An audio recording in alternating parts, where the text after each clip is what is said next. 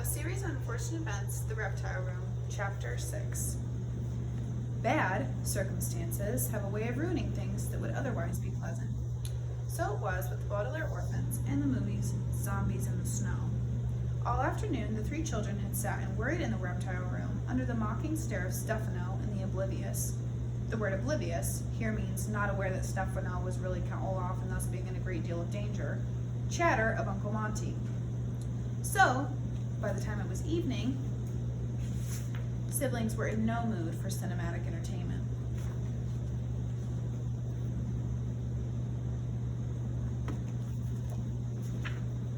Uncle Monty's Jeep was really too small to hold him, Stefano, and the three orphans, so Klaus and Violet shared a seat, and poor Sonny had to sit on Stefano's filthy lap. But as the Baudelaires were too preoccupied to even notice their discomfort, the children sat all in a row at the multiplex, with Uncle Monty to the side, while Stefano sat in the middle and hogged the popcorn. But the children were too anxious to eat any snacks and too busy trying to figure out what Stefano planned to do to enjoy Zombies in the Snow, which was a fine film. When the zombies first rose out of the snowbanks surrounding the tiny alpine fishing village, Violet tried to imagine a way in which Stefano could get aboard the Prospero without a ticket and accompany them to Peru. When the town fathers constructed a barrier of sturdy oak, only to have the zombies chomp their way through it, Klaus was concerned with exactly what Stefano had meant when he spoke about accidents. And when Gerda, the little milkmaid, made friends with the zombies and asked them to please stop eating the villagers, Sonny, who was of course scarcely old enough to comprehend the orphan's situation, tried to think of a way to defeat Stefano's plans, whatever they were. In the final scene of the movie, the zombies and villagers celebrated May Day together, but the three Baudelaire orphans were too nervous and afraid to enjoy themselves at all. On the way home, Uncle Monty tried to talk to the silent, worried children sitting in the back, but they hardly said a word in reply, and eventually he fell silent. When the Jeep pulled up to the snake-shaped hedges, the Baudelaire children dashed out and ran to the front door without even saying goodnight to their puzzled guardian. With heavy hearts, they climbed the stairs to their bedrooms, but when they reached their doors, they could not bear to part. "Could we all spend the night in the same room?" Klaus asked Violet. "Last night I felt like I were in a jail cell, worrying all by myself." "Me too," Violet admitted. "Since we're not going to sleep, we might as well not sleep in the same place." "Tico!" Sonny agreed, and followed her siblings into Violet's room. Violet looked around the bedroom and remembered how excited she had been to move into it just a short while ago. Now the enormous window with the view of the snake-shaped hedges seemed depressing rather than inspiring, and the blank pages tacked to her wall, rather than being convenient, seemed only to remind her of how anxious she was. "I see you haven't worked much on your inventions," Klaus said gently. "I haven't been reading at all. When Count Olaf is around, it sure puts a damper on the imagination." "Not always," Violet pointed out. "When we lived with him, he read all about nuptial law to find out his plan, and I invented a grappling hook to put a stop to it." "In this situation, though," Klaus said, "we don't even know what Count Olaf is up to. How can we formulate a plan if we don't even know his plan?" "Well, let's try to hash this out," Violet said, using an expression which here means talk about something at length until we completely understand it. "Count Olaf, calling himself Stefano, has come to this house in disguise and is obviously after our fortune. And," Klaus continued, "once he gets his hands on it, he plans to kill us." "Taru," Sonny murmured sullenly, which probably meant something along the lines of, "It's a loathsome situation in which we find ourselves." "However," Violet said, "if he harms us, there's no way he could get to our fortune. That's why he tried to marry me last time." "Thank God that didn't work," Klaus said, shivering. "Then Count Olaf would be my brother-in-law, and this time he's not planning to marry you. He said something about an accident. And about heading to a location where crimes are more difficult to trace," Violet said, remembering his words. That must mean Peru. But Stefano isn't going to Peru. Uncle Monty tore up his ticket." "Doog!" Sonny shrieked in a generic cry of frustration and pounded her little fist on the floor. The word generic here means when one is unable to think of anything else to say. And Sonny was not alone in this. Violet and Klaus were of course too old to say things like "Doog!" but they wished they weren't. They wished they could figure out Count Olaf's plan. They wished their situation didn't seem as mysterious and hopeless as it did, and they wished they were young enough to simply shriek "Doog!" and pound their fists on the floor. And most of all, of course, they wished that their parents were alive and that the Baudelaires were all safe in the home where they'd been born. And as fervently as the Baudelaire orphans wished their circumstances were different, I wish that I could somehow change the circumstances of this story for you. Even as I sit here, as safe as can be, and so very far from Count Olaf, I can scarcely bear to write another word.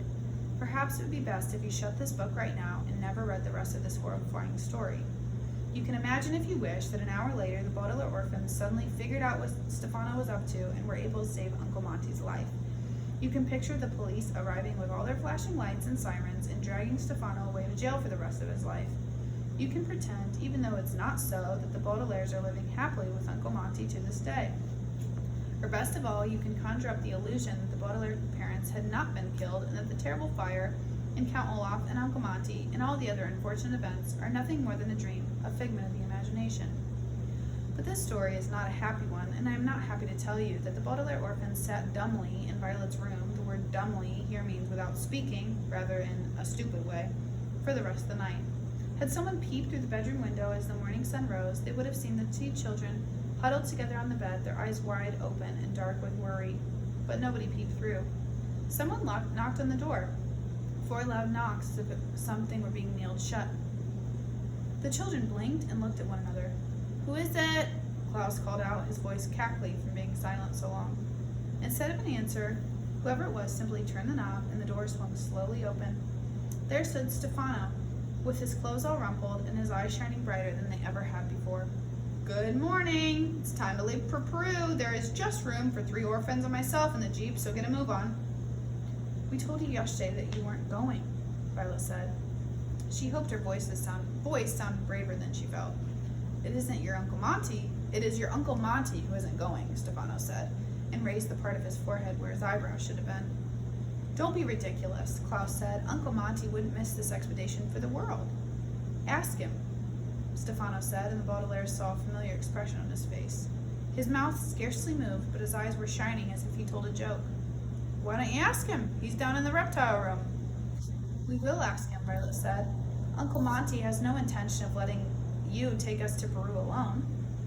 She rose from the bed, took the hands of her siblings, and walked quickly past Stefano, who was smirking in the doorway. "We will ask him," Violet said again, and Stefano gave a little bow as the children walked out of the room. The hallway was strangely quiet and blank as the eyes of a skull. "Uncle Monty," Violet called at the end of the hallway. Nobody answered. Aside from a few creaks on the steps, the whole house was eerily quiet, as if it had been deserted for many years. "Uncle Monty," Klaus called at the bottom of the stairs. They heard nothing. Standing on tiptoe, Violet opened the enormous door of the reptile room, and for a moment the orphans stared into the room, as if hypnotized, entranced by the odd blue light which the sunrise made as it shone through the glass ceiling and walls.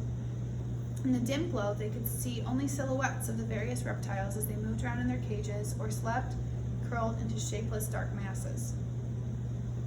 Their footsteps echoing off the glimmering walls, the 3 siblings walked through the reptile room toward the far end where Uncle Monty's library lay waiting for them. Even though the dark room felt mysterious and strange, it was a comforting mystery and a safe strangeness. They remembered Uncle Monty's promise that if they took the time to learn the facts, no harm would ever come to them here in the reptile room.